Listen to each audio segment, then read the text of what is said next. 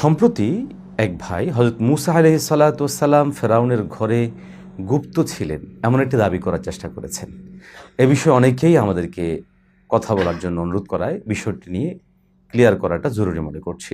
প্রিয় দর্শক, বাংলাদেশের প্রেক্ষাপটে বর্তমানে গুপ্ত শব্দটা যে অর্থে ব্যবহার হয়, একজন নবীর শানে এই শব্দ ব্যবহারের কোনো অবস্থাতেই সুযোগ নেই।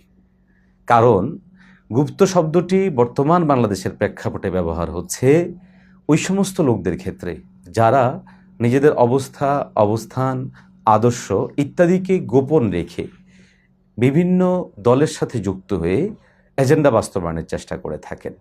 হযরত মুসা আলাইহিস সালাতু ওয়াস সালাম কখনো কোনো দিন নিজের অবস্থানকে গোপন করেননি, বরং আল্লাহ সুবহানাহু ওয়া তাআলা যখন যেভাবে চলতে বলেছেন হযরত মুসা আলাইহিস সালাতু ওয়াস সালাম তখন ওইভাবেই চলেছেন।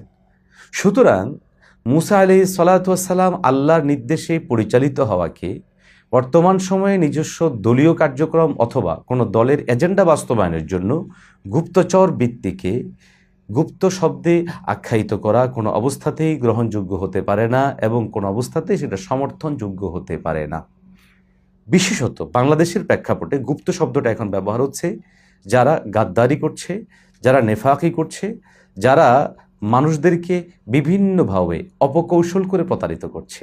অতএব প্রতারণা, ধোঁকার মতো ভয়ঙ্কর বিষয় এবং প্রচলিত দলীয় যে সমস্ত কার্যক্রম আছে এগুলো পরিচালনার সুবিধার্থে গ্রহণ করা বিভিন্ন কৌশল অপকৌশলকে একজন নবীর শানে হওয়া কৃতকর্মের সাথে মেলানো কোনো অবস্থাতেই গ্রহণযোগ্য হতে পারে না। অতএব যারাই এই শব্দ ব্যবহার করেছে অত্যন্ত নিন্দনীয় কাজ করেছে। এই ধরনের কাজ কোনো অবস্থাতেই গ্রহণযোগ্য হতে পারে না। হযরত মুসা আলাইহিস সালাতু ওয়াস সালাম আল্লাহর নির্দেশে পরিচালিত হয়েছেন এবং তিনি আল্লাহ রাব্বুল আলামিনের নির্দেশনা মেনেই যাবতীয় কার্যক্রমগুলো পরিচালনা করেছেন। আল্লাহ সুবহানাহু ওয়া তাআলা আমাদেরকে নবীদের শানে যে কোনো শব্দচয়নের ক্ষেত্রে সতর্ক সাবধান হওয়ার তৌফিক দান করেন।